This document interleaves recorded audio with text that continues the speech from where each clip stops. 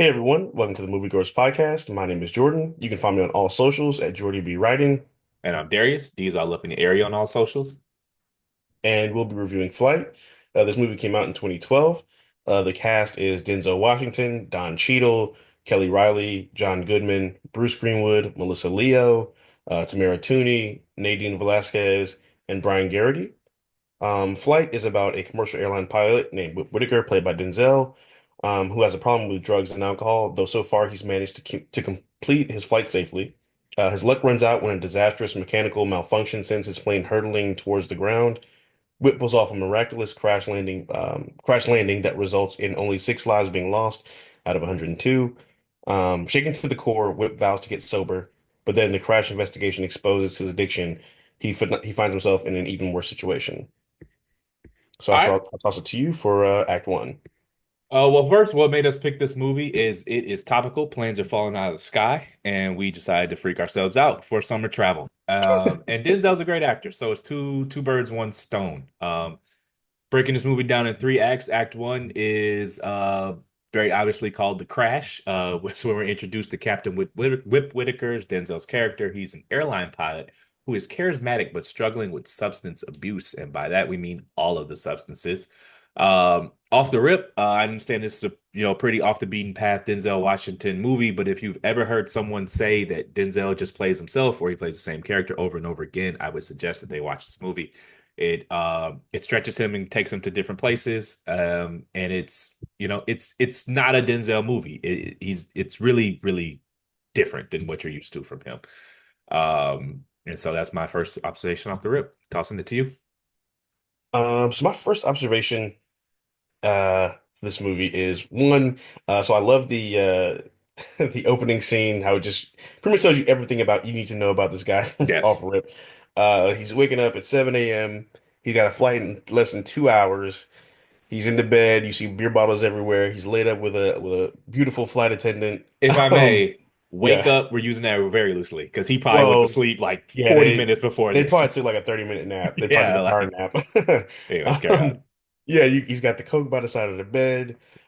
He gets a call from his ex-wife, basically asking him for tuition money for his kids' like private school or whatever. So you realize that he's a divorcee, maybe a loving father, probably not the most present father. Um, and then he's like, "Oh man, I'm tired. I'm lightheaded." So he does a line real quick. I love the scene where he walks out with the aviators on and Yeah. the captain's hat, one of the coldest shots ever. Yes, Also, I think that's one of the coolest movie stars of all time. correct. Like top five dead or alive, you know. My thing is, and this will come up, it's a reoccurring thing. How does he end up trashing these hotel rooms? Like, Dog, it's like, what's what the fuck were you doing? like what like I don't do you It's just like get he drunk had and just re throw things around? it's like he had recess in his room. Yeah, it's these rooms are destroyed. Yeah, like the Beer last scene bottles we got to get to that everywhere. later, but yeah. I mean, just he had Coronas. First of all, Yeah. the first thing he does is take a drink of beer, which is You know that beer is warm as fuck, by the yeah, way. That's piss some warm, watered down Corona. yeah. He's smoking chain smoking cigarettes At 7 in the morning. at 7 in the morning, doing cocaine. His joint was bad though.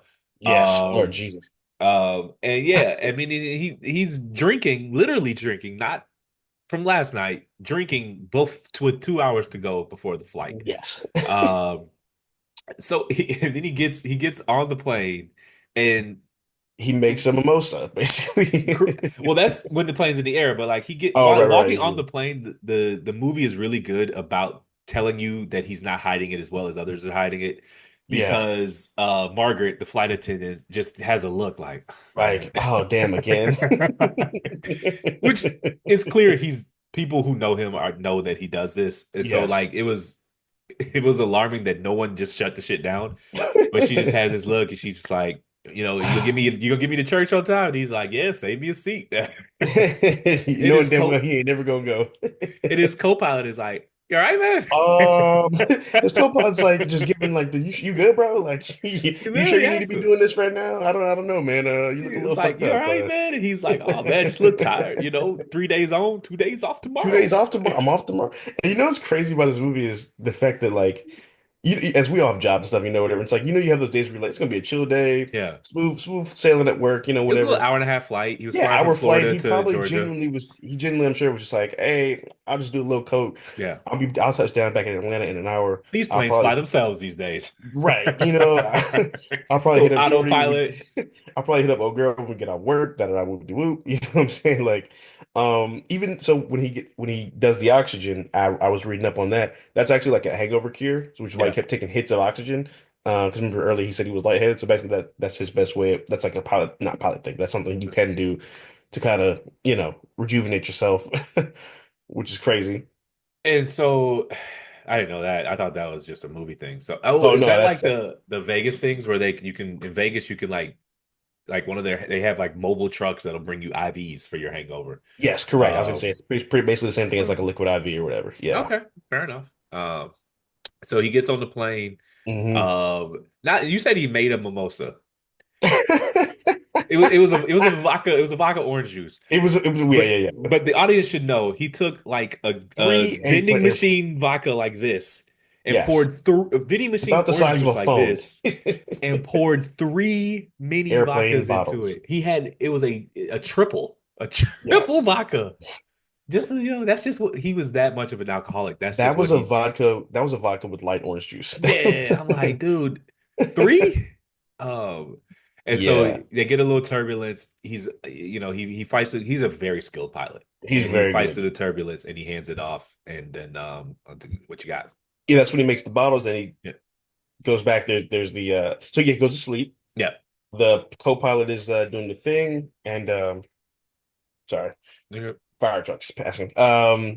And something happens with the elevator, which is like a flap on the back of the plane, on the tail of the plane, and they can't bring it up, which means it just puts the plane into basically a free fall. It was basically And like the pitch. Something in the back of the plane basically tilted it forward, and correct, it locked into place. And so his pitch goes north, and he's there in a free fall, just or in yeah, a straight free fall. and damn, and so they wake him up, and he's like, all right, he starts to go through his maneuvers. Hold on, You're good. We're damn. not picking it up, so it's not getting. I'm not Oh, hearing any okay, of it. So okay. It's like a fleet of fire trucks passing by.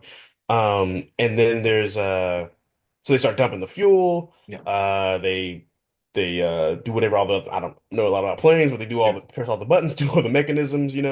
So the plane's in a free Um, fall, and he's they try trying to to make get it the as light as plane lighter possible. so he can flip it. So Yeah, he's a Navy pilot, very skilled pilot. yeah, Navy. very He's an Air Force composed. pilot, very skilled pilot. So he's not your regular person. He's basically flown in combat zones, so he knows Correct. more than your regular pilot. So he's dumping weight, trying to get it to flip so that he can Hmm. buy time. That's what he was trying to do. The flip was to Yeah, buy time to figure out what the hell was going on. yeah. And to get that was one of my observations is that the skill was he basically resigned himself to dying. He thought the whole plane was killed. Hmm. What he was trying to buy time was to get out of crashing in a populated area. Correct. And Yeah, so he was just I mean, it was truly an act of heroism as it really under was. It really under the was. influence as he was. Because I Yeah, mean, he tells his co or his Margaret, well, flight attendant, say yeah, goodbye to your son. yeah. Uh like we Speaking to the black box, say goodbye because it's yeah, over. it's over. Like, Um, we're just trying to prevent casualties on the ground at this point. right. He was You space know, trying not to hit a populated area, trying not to run into any sort of skyscrapers, anything like that, big buildings, big yeah. crowds. So yeah, so he flips the plane, they glide, he's able to they look for the nearest airport. There's not one, they realize they're not gonna make it to that airport. They find a field and He just puts they it down. land. Yeah, puts it down. And next thing you know, he comes to, he's in a hospital bed, with one of his friends who is he's on some sort of pilot board or union. Yeah, so his friend is his union rep basically. Yeah. So obviously, pilots are under a union. And so he wakes up. His friend's a union rep. What's up, man? I'm here as a friend first, but I have to hand you off to the NSTB, NTSB, NTSB, which is basically like a National government Transportation agency. Yeah, Safety Board. and they have to have first contact with you. But before we get into Correct. that, what's the most hungover you've ever been? Oof. I should have given you Um, this beforehand. no, no, no, you're Uh, good. You're good. The worst hangover I've ever had. Um, there's two that stick out. stick out. I think the worst one probably was in college. I went to a party and I forgot to eat before, and so I was on an empty stomach. But it was empty stomach, but you didn't feel like you hadn't Yeah. eaten, And so we're like, college kids. We're like, oh, I drink more than you, da da da. So we're going with the vodka shots, and I had like probably a regular cup size worth of like straight Pinnacle on an empty stomach. Oh God. Yeah, man. I woke up the next day at my friend's house and they were like, bruh, like, and they filled me in on what happened. They're literally like they went through my phone and tried to call like everyone in my phone to try to figure out like let them know that I was okay and that they tried to get me home, but I think it's funny because as drunk as I was when they like were like, hey, like you good? They're like, we'll take you home. And my apartment was a mess. I didn't want them to see the mess. So I was just like, oh, don't worry about it. And but eventually I woke up the next day, I went home or went back to my apartment, which was around the corner, and I literally could not keep food down for like 2 days. Like it was awful. I pretty much have stopped drinking vodka since then. I had a similar experience with gin. I still aren't able to drink that. But probably the worst hungover I've ever been was my best friend's bachelor party in Vegas. Yeah. I got separated from the crew and I was just at this bar alone Mhm. um on the strip. And I remember I had like $140 in cash in my pocket, wallet, Yeah. whatever. And the Captain Cokes were $8 and I was paying 10 for each because you tip. Right. I woke up with $0 in my pocket, so I must have had 14. I somehow got back to my hotel and I woke up and Yeah. there was just vomit everywhere. We had an emergency amongst the crew, the bachelor crew. I can't tell the emergency; it's quite personal. So Right. I had to like I remember they called me in the hotel room because we had 3 rooms, maybe 2 rooms, and we were just everyone had keys everywhere, so we're just bouncing around. Yeah. And I was just in that room solo because I got separated from the pack, and like they called the room phone, and I remember I answered it and hung it down. Like I could not function, like everything Yeah. hurt. And then I picked it up again, and they were like, Damn. "You need to get to here, whatever." So I don't even honestly don't remember how I got to the other room. It was I was about we'll just say I was 3 hotels down the strip, and Yeah. I get there and we deal with the emergency. We figure out what we're gonna do with the emergency, Yeah. and it was Vegas, so we had some weed brought to us. Mhm. We figured out how to. This is before weed was legal, but we found you talk enough people, you get some weed, and we bought some weed the night before, and so we were smoking weed with that hangover the next day. Yeah. I was hungover. We were smoking weed, and there was beer, and I got slapped again, and like my boy my boy DJ, he was with me. They had to go deal, other people in the party had to deal with the emergency, so I'm like Yeah. in the bathroom, room spinning over the Yeah. toilet. I was afraid, like I was like, Yeah. because I'm crossfaded. Did you think you're gonna die? And I was like, DJ, is this it? He was like, nah, man, you're gonna be okay. He took care of me though, and we weren't even that close then. We dogs now, but I literally was afraid. I was like, I don't Is know. this it? I was like, I don't know if this is gonna the end because Oh God. I'm 14 crowns deep. I'm sleep deprived. They called me right at Yep. the top of the morning. And then we hit it. We hit it right back again. We started smoking weed and we started drinking again. Yep. And it just never again. I mean, I ain't Damn. gonna say never again. I've never been that drunk again. But Yeah, no, no, I feel you. This one time I went out with some coworkers. I was maybe like 24, 25 at the time. And I was at a friend's house in Durham, but it's ironic because I'm yeah, known for being late, but I was like the first one to get there. So me and this and everybody else got there. I got there around 10, everybody else got there around midnight. So it's just me and my homegirl were like chilling, talking, sipping, drinking, whatever. But it's one of those things where like you're just sitting and sipping, so you don't realize that you're getting drunk yeah. until you stand up. The thing So for about two, drinking at the crib is that your drinks are so much stronger than they are at a bar because yeah, you're not measuring, you're just pouring you just sit and you're talking, you're and not, you're talking, and there's a comfort level. You're at home or yeah, at someone's home, and you're just yeah. it can get the night can get away from you, those house And parties. that night got away from me like nobody's business. And it Nah, so so did. listen, so we're doing Crown, and so Yeah. I'm just sipping and talking, and I just like went through like a bad like situation with a friend where like I realized they were like not my friend, you know what I mean? And so I was like sad about that, so I'm talking, I'm venting, I'm sipping, da da, da, you know how that goes. next you know, eventually I realized I'm like, oh, I'm kind of faded. Whatever, it's cool. We go out, we go downtown, and I was with a girl I was dating at the time. We all Yeah. worked together. Of course, you shouldn't fuck your coworkers, but I was doing that, whatever. And and Recurring theme. we were keeping it quiet. We were keeping it secret, like no one knew. Um, and so dude would still get at her at work, but she, couldn't say like, oh, I'm dating him, because that would blow our shit up.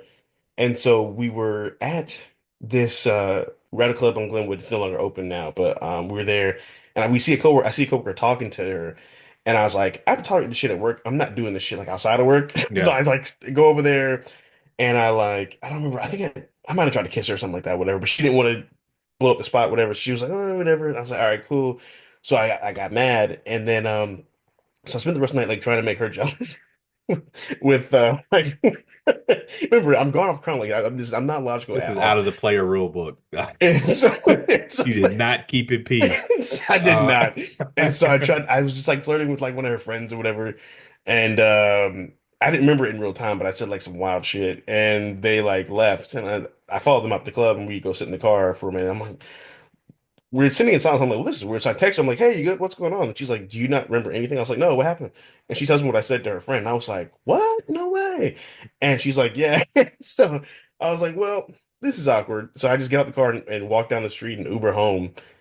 The next day I take her to lunch. We go to a Italian spot. I won't say the name, but near Crabtree. yeah. And we're eating or I'm trying to eat, but I'm hungover as fuck. So like I got pasta, which I forgot because it's heavy. So I took a bite and I'm like, oh, this is gonna come back up. So I so I casually try to walk to the bathroom, but you know where you feel like you need to throw up, but you can't throw up. Yeah. So it was that. So I'm like standing like over the urinal. I'm just like, and one of the chefs or servers comes in. He's like, he can tell what's going on. And he's like, you good, bro? I was like, yeah, I'm good. I just kept like, so the whole dinner, I just like would take a bite, pretend to eat it, go to the bathroom, spit it out, come back to the table, drink water. All right. That sounds awful. It was the worst ever. It was the worst. I couldn't eat full food. I couldn't like keep food down until like the next night. Yeah, that was one of the worst things I ever had. Have you ever Um, had bad turbulence in an airplane? I have. I had it one time. We were I was either flying to Chicago or Jamaica, and it got pretty bad for about 5 to 10 minutes. Yeah. Um, Nothing as obviously close to Yeah. that, but it definitely was enough to be like, oh, this is scary. I had a dead drop. I don't know if that's actually what it's called. I just tried to Google it, but Mhm. I used to travel for work, so the more you fly, the wider range of outcomes that exist. And I one time we Yeah. had like it was probably 10 seconds. Apparently, like sometimes when you're flying, the altitude does something where the plane just does this. Hmm. And I was in on the plane when we did it was like a 10-second, basically a flat fall. Shit. And I mean, we were all seat belted up, but Yeah. because it was pretty turbulent as it was, but that was one of the most horrifying things I've ever experienced in my life. I mean, it's 10 seconds, but like count to 10 Right. and think about free falling in the air like Oh, that. hell Like yeah, that yeah, shit was yeah. That's fucking crazy. horrible. Pilot comes on, he's like, "Oh, that was a rough one. Sorry about that." I mean, he didn't do anything wrong, but like they're used to Yeah. it. So, Right. They probably forget how scary that is. all right, we're going to go into Act Two, called The Investigation. The National Transportation Safety Board begins its investigation into the crash.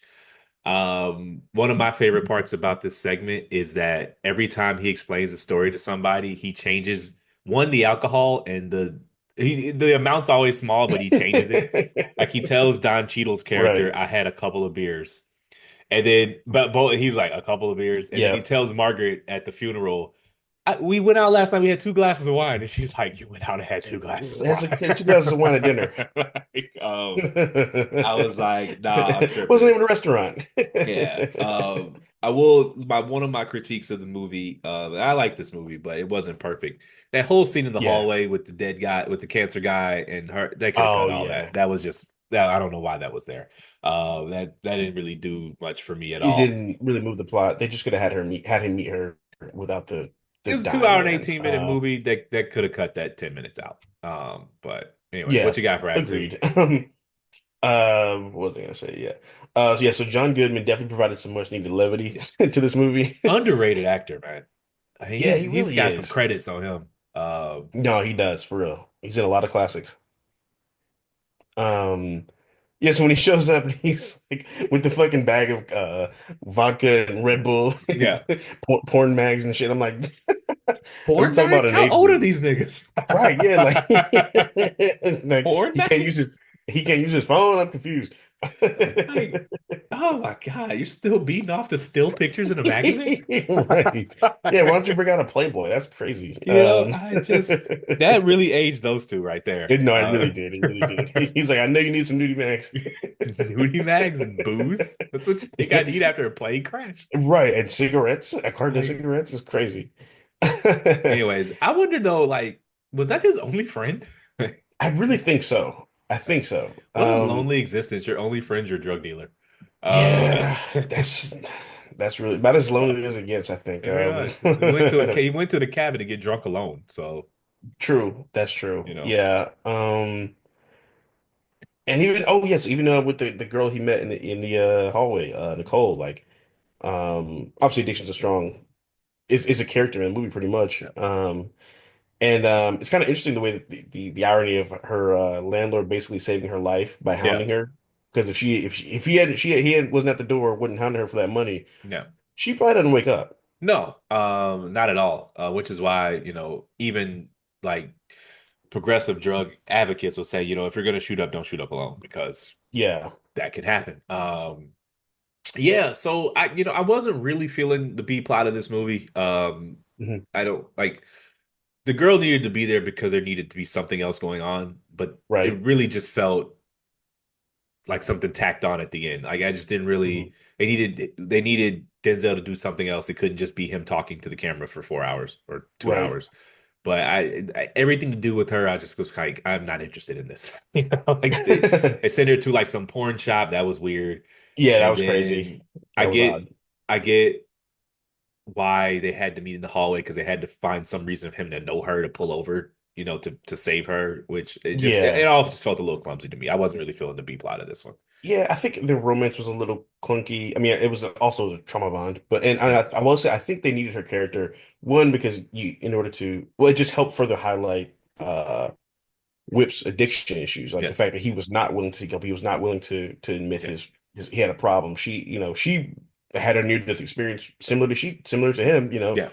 Now granted, his wasn't caused by his addiction, but it wasn't aided by it either. Yeah. And I think that was I think. I mean, I was going to talk about this later, but like I think, for example, the scene where she takes him to the AA meeting, like Yeah. I think her trying to help him because he wasn't ready to accept help, it was as harmful as the addiction was, and I think that was kind of I think that was the point of her character in the Okay. movie. I didn't. I get it. I just thought it was. I just wish it was handled better. I feel you. Yeah. If you're going to do that, I guess they did do some scenes with her and without him, but like Yeah. do the stories in parallel for a little bit so I can see what she does when he's not around. Yeah. Right. Because what is she doing at that cabin all day? Or just tell me how she just got clean right away. There was no struggles, there was no relapse. It was just, Yeah. I just like it was just like she was shooting up, then she was clean, and now Hmm. she's there to be his moral counterpart, and it just felt a little over the top. I feel you. But I've said this before. You've heard this before. This won't be new to you. Hmm. Drinking alone is my sign. It's time to hit that 800 number. This dude was getting lit listening to Marvin Gaye Um, by himself yeah, on a Marvin Gaye, jukebox, what's going on? Yeah, man. drinking hard liquor and beers. The TV wasn't even on. He was just sitting there. He was No, just yeah, sitting there that's the in the thing. dark getting Yeah, I was gonna say, drunk. yeah, he wasn't even a social drinker. He was like a real deal alcohol. Like he was drinking vodka, he was drinking gin, he was drinking whiskey, he was drinking everything, man. Beers, Yeah, wine, beers, wine. and what like you know how like the TV wasn't even on. He was just listening to Yeah. music in the dark, getting lit, not tipsy, not buzzed, He was getting lit. fucked up. He was getting fucked up. He Like he almost was burned getting the cabin vacation. down. Yeah, he did. He was getting vacation drunk every Yeah, night. Like yeah. I just mean, every that was just what he did every day. yeah, pretty In between much. flying planes, which is terrifying. But Yeah, you know, for real. Yeah, and it just was like, dude, like you couldn't just go to a bar and hang out. Like he really did have a lonely existence. And I think like even just the kind of the way they show his spiral, like the scene where he's at breakfast with Don Cheadle and his friend Charlie, where he starts to kind of get defensive and he's in denial and he's, no, I don't need any help and I should get a check too. I'm a victim. The plane was fucked Yeah. up, and it's like, yeah, the plane was fucked up, but so were you, Yeah. like just the He, lack of accountability there. his blood work said he was 0.24, which is 0.24, three times the legal limit, and that's right, the morning for after. driving. Yeah, the The, morning the after. morning, like he drank a little that morning, but he wasn't hitting it hard. So we're Yeah, talking about, I mean, the night before he had to have been 0.4. I mean, I'm yeah, not a shit. doctor, but he had to have Yeah, been obliterated the night before yes. to still blow 0.24. Not the next afternoon, really, because they took his blood after the accident. Yeah, within an hour So, of the crash. So like, that's probably so 10:30, 11 a.m. yeah, we talking probably And 12 hours since his last shot, you know? right. Yeah, Nah, he hell no. probably, He was yeah. drinking in the morning. No, no, No, he probably yeah. stopped drinking around 3 or 4, I'm guessing. Yeah, true, true. Went to sleep for a couple hours off and on or whatever. What questions you got for Act Two? Um, yeah, so one, I actually forgot to ask you this for flight or for Act One. Do you think they even should have let the flight go as scheduled? Like aside from him being drunk, like just the weather that Yeah, day? that's fine. I don't no, yeah, that's fine. You got those planes have to be it's not just that plane has to get to X because that plane is scheduled to fly someone else to Y. It's like it's a Yeah, that's whole true. chain. Yeah, that's And true. then to let if you let that rain cancel a flight, like they won't cancel a flight for rain. They'll cancel it for thunder, they'll cancel it for snow. But Yeah, rain, I mean, it's a chain. Like if like so a flight that goes from Raleigh to Philly yeah. might have an hour turn of time to go from Philly to New York City. And if you cancel Hmm. that flight from Raleigh to Philly, now the people who are in Philly that need to get to New York don't have a plane. And Right. so you got to keep the That's schedule. true. As long as it's safe, you got to keep the schedule. And it was safe to fly. They were fine until the plane broke. Like that was just Yeah, turbulence, bad turbulence, but still just yeah. turbulence. It was Um, shitty luck too. Like the yeah. one day he happened to, I mean, he probably drank every time on the plane, but the one day Yeah. he was drinking 3 bottles on the plane was the day it crashed, and he couldn't get rid of the bottles in time. I get the feeling Um, that was every day. yeah, I mean, it probably was every day. Yeah, I but I don't get the also feeling think this is a bender. true. But I think, but again, like I was thinking about it, like before we were recording, like if he thought it was only an hour flight, like some chill, like easy shit, he Yeah. probably drank more than he would have the night before, and he may have drinking more than he would have the day of too. I mean, he was an alcoholic, so he was drinking heavily anyway. But I wonder if he would have gotten as fucked up. I mean, then jumping ahead to the end, he says he drank the 12th, the 13th, the No, 14th yeah, that's true. No, yeah, you're right. That's true. again. I drink all those days. I drink in excess. Yeah. Um, yeah, I think, and oh, it's also I do want to say that Cheadle and Denzel scenes together were fucking gold. I love Yes. anything they do together. I don't know if you ever seen Devil in a Blue Dress. I have not, no. Um, oh, it's a dope like 40s like murder mystery with Denzel and Cheadle. Came out in like 92, and Cheadle stole pretty much everything he was in that movie too. I think she's just like so underrated. But yeah, and then even like just the way the plot unfolds with all the mechanisms of the characters, I think is super dope in this movie too. Like the scene where they're at the meeting with the guy who owns the airline, Yeah. and they're talking about, the union and all that stuff, and then they're like, how many people? They're like 6 lives have to be accounted for, and Don Cheadle's character goes, actually it's four. He goes, flight crew, they Those don't two don't count. count. Like, Yeah. which is crazy because it just reminds me. I have this saying that's like these jobs don't give a fuck about you. Like, and this Well, movie no, definitely he said that they were demonstrated workers' that. comp I mean, it claims. was workers' comp thing. They will I know, be I'm just fighting it, litigated but that way. They were yeah, discussing their liability, right. um, But it civil was just crazy liability. to say. It was a crazy thing to say out loud. Well, I mean, it was a closed door meeting. I True. mean, there are things you say with your peers that you don't say to customers. I mean, he didn't say Yeah, that that's to the facts. families. Yeah. But like, no, I mean, you have to be able to be cold-minded and make business decisions. And, Yeah. and you get the PR person to come in. Okay, how do we say this? Right. Um, That's true. Um, One thing I think that this movie does a great job of illustrating is I've watched like interviews and stuff with people with substance abuse problems and addiction issues, and there's always that phrase rock bottom. Like it's like yeah, there's like they people who don't know anything about addiction assume that there's this like one event or one thing that you really fuck up and that you're going to be straight, that'll set you on the straight path for like the rest of your life, without realizing that it's an everyday struggle. You literally have to take it one day at a time. You know what I mean? And I watched an interview with an actor who struggled with addiction, and he said yeah, rock you have multiple rock bottoms as an addict. Like there's not just one, this is the last time I'm going to do this thing. Like it happens Yeah. over and over again until eventually you realize you've just suffered enough that you have to make a better decision for yourself if you can, you know.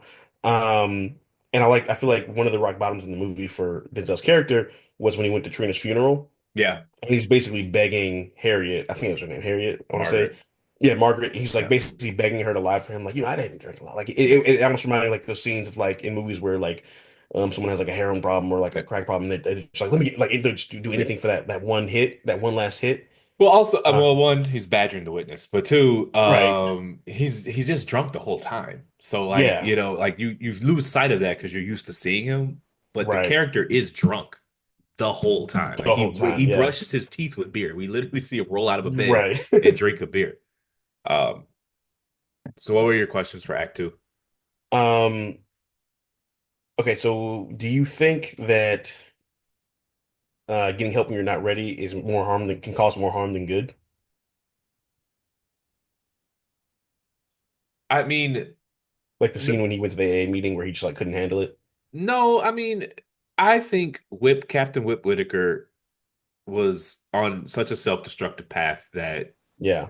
it's like the meeting might have or hurt on the margins, Hmm. but no, I mean, I there's a something in Act Three that I think clearly triggered his relapse, but Yeah. um, no, I don't. I mean, I think she couldn't drag him there. I mean, she didn't drive; he had to drive, so he went there on Yeah. his own accord. I think. I mean, you see him when he first gets to the cabin, he pours all the booze out.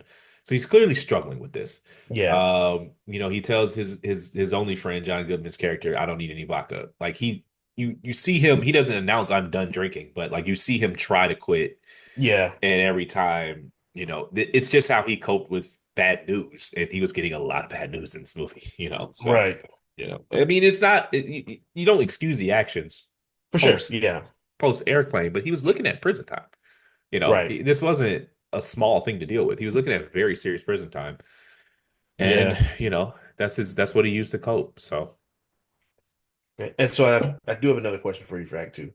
It's a kind of a tricky question, so it's fine if you don't have a strict answer for it.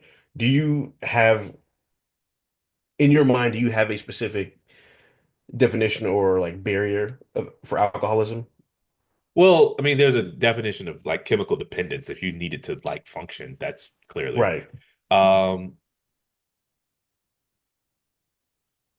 yes, yes. I think functional alcoholism is rampant in Yeah. especially American culture. Yeah. I think it's more common than Uh, people realize. they wine moms. You see the whole section at Trader Joe's. Right. Chuck E. Cheese now serves beer and wine now. Arcades are now just bars with video games in them. Yep. The extent to which bowling alleys, believe it or not, bowling Yep. alleys used to not have bars in them. Right. The extent to which we are just swimming and drenched in alcohol all the time as a culture is like it's like a fish doesn't see water because it's just all around them all the time. And then once you Right. see it, you can't unsee it. So I think Yeah. functional alcoholism is just rampant. I basically I make It's a billion-dollar business. I Yeah. tweet this all the time. Drunk driving is functionally legal because the extent to which people who do it, the percentage of people who do it and get caught is just zero. Like, you might drive drunk Yeah. 1,000 times before you get your first DUI. That's basically legal. Like we basically don't enforce drunk True. driving laws. Because I can sit. We'll talk about that off camera, but Yeah. no, it's just like functional alcoholism is basically legal. Yeah. I mean, functional alcoholism runs rampant in American culture. It's true. And I think this thing too is like I've done dry Januaries and I've had friends who've done dry Januaries. And once you do that or try to do, or even if you say you just want to chill, like, or don't drink, whatever, it's like, as an adult, what is there to do after 10 p.m. at night that doesn't involve drinking? Well, a lot of There's nothing to do, nowhere to go. You know what I mean? yeah, I'm that's the not literally, you biggest. do have the option, you do have the option to not drink, of course. But I'm saying like everything it's alcohol is such a social construct in our society nowadays. It's like what events are not built around it?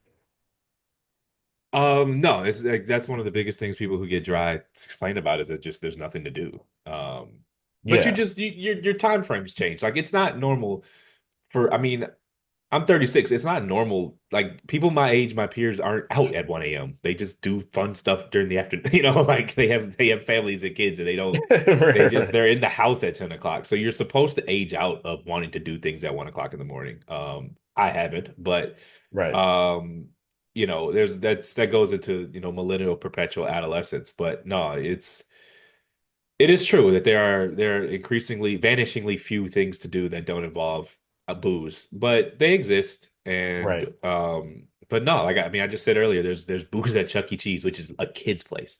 Yeah, it's Beer and wine, crazy. not booze. But like, you can't even take your kids to Chuck E. Cheese without catching a buzz. That's sad.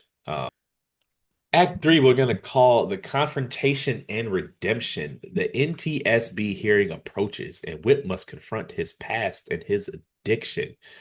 Um, my first observation is I don't know where your act three starts, but this is just my first Okay. observation. And so he's in the hotel and he's cool. He eats a steak, watching TV.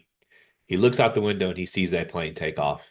And I Yep. just think he lost it. I just think he was dry for 2 weeks. The audience should know he roomed up with the union rep for Yep. 2 weeks. Um, he got caught drinking and he rooms up with the union rep for 2 weeks, and then he dries out for those 2 weeks, and they put him up in a hotel room, and he relapsed because he saw a plane. Well, I think so. They didn't say so, but I think he saw that plane leave and just lost it. Interesting. Yeah. Yeah, that's a good. I actually never thought of that. I mean, yeah, you might be right because it was really subtle, yet it was clearly intentional. And they do that again in another part of the movie, which I'll that's later on in Act Three. But yeah, it's interesting. Like even the scene before that where he runs Nicole off, his little like addiction buddy. Yeah. Um, that's portraits of words, but his friend who also has addiction. Um, where he's screaming at her when he's drunk and he's like telling her about herself because he's going into defense mode and denial mode, or he says, I choose to drink, which I thought was interesting. Um, because it's a nice way of thinking. It's a comforting way of thinking if you're struggling with addiction. Because if you're saying you choose to drink or choose to do this substance, you're also saying that you can choose to stop at any point in time, Yeah. which of course that's kind of antithetical to the whole concept of addiction to some degree. Um, and then again, you got the flight with the that he sees, which is a trigger for him. Even Yeah. earlier in that, when he goes to his ex-wife's house and he has argument with his son, he goes and gets faded again, which led to him running her off, and then needing to go on that 9-day binge with or clean streak with his buddy. Yeah, do you think they should have had someone stay with him when he went to that hotel, Well, they did. They like had in the a room security with? guard at the. Well, I mean that.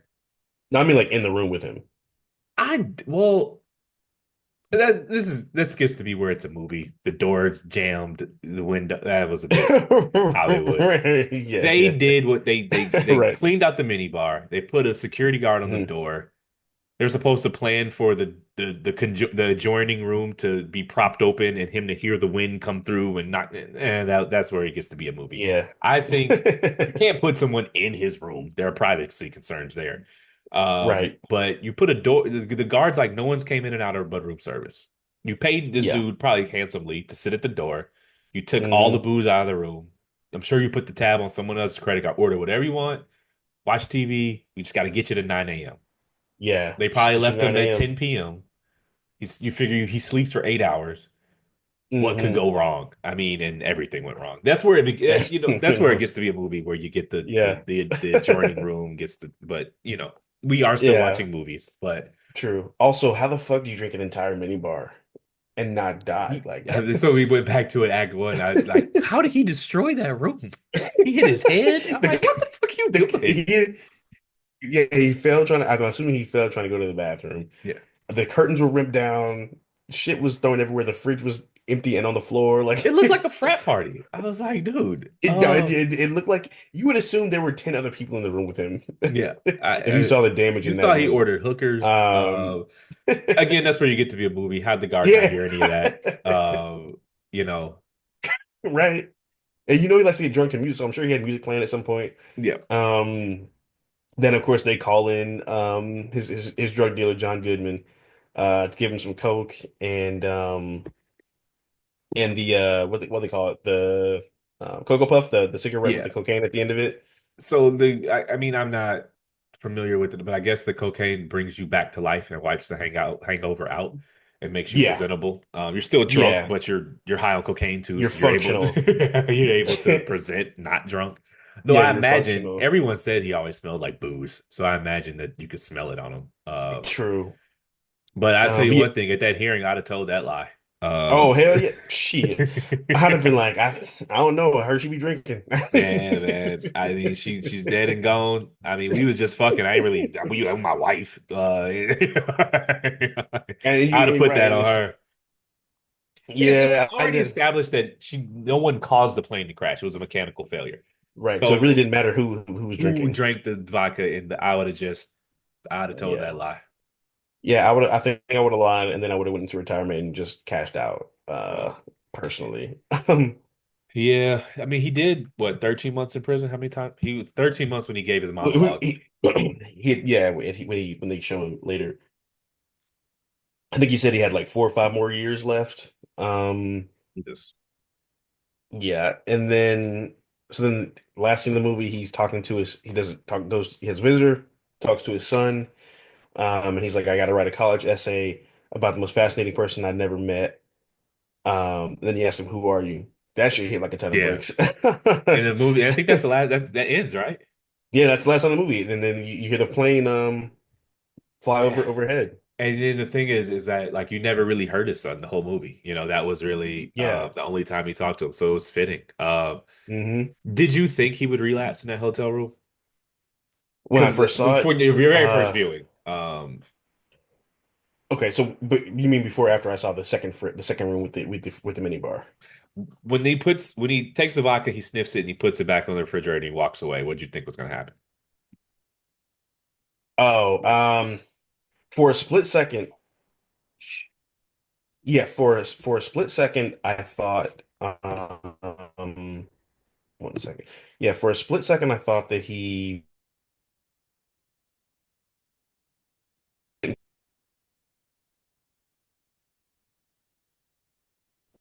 You're lagging. uh, shit. You hear me now? Yeah. Okay. Um, yeah, I think he would have. When I first saw it, I was like, oh, he's not gonna do it. Okay, cool. But then they kept panning the camera on the bottom. I was like, oh yeah, he's gonna grab this. His addiction is too strong. It's right there. Tomorrow's the biggest day of his life. He's Yeah. gonna grab that bottle. I thought he'd get away with it. I love this was keep in mind it's 2012, so I was a little younger, and I just Yeah. thought all movies had happy endings. And I'm glad that I was actually happy that this movie didn't put a neat bow on it, and it was a good little ending. I enjoyed it. What'd you do? You have anything else for Act Three? Um. Yeah, you did answer my question. I was gonna ask you if you would have came clean or not about Hell those yeah, bottles. I ain't going to prison, man. What do you rate it, man? What's your ranking? I give it 4 stars. Okay, I really enjoy the movie. I think this is one of Denzel's best performances of his career. Um, I put this probably right behind Training Day, Malcolm X, Training Day. Um, my mind's going blank right now. Maybe like Great Debaters or something like that. Um, I think the only thing I wish they did more of in this movie was show where his addiction came from, like the root of his addiction. They never really well, his touched dad on was a that. drunk. His dad was a drunk, and you could tell from the home videos that were playing in the background. So Yeah, that was a little. I mean, it wasn't much, but you could yeah, tell that his dad was, just a military drunk because that was his dad's cabin. right, yeah, So I would give it a 3.5.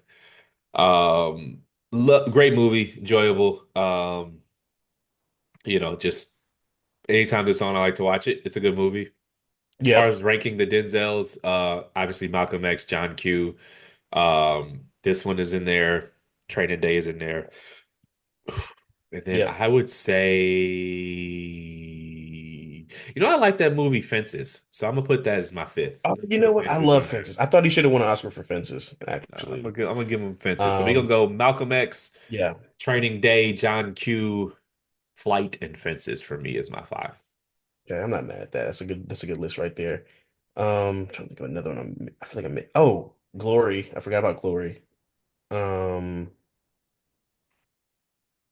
But yeah, yeah, no, that's definitely in his top five for sure. And I like that it shows his versatility because he wasn't just like a badass. He was like you saw got to see him casual, like slowly self-destruct throughout the movie, which is kind of cool to see from him.